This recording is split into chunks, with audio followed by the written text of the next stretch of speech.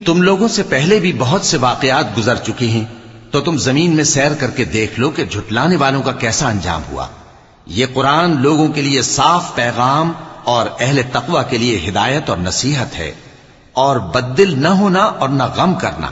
اگر تم سچے مومن ہو تو تم ہی غالب رہو گے۔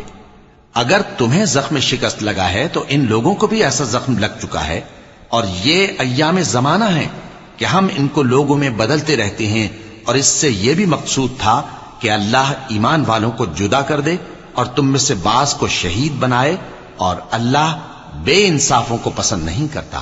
اور یہ بھی مقصود تھا کہ اللہ ایمان والوں کو پاک صاف بنا دے اور کافروں کو نابود کر دے۔ کیا تم یہ سمجھتے ہو کہ بے آزمائش بہشت میں جا داخل ہوگے؟ حالانکہ ابھی اللہ نے تم میں سے جہاد کرنے والوں کو تو اچھی طرح معلوم کیا ہی نہیں، اور یہ بھی مقصود ہے کہ وہ ثابت قدم رہنے والوں کو معلوم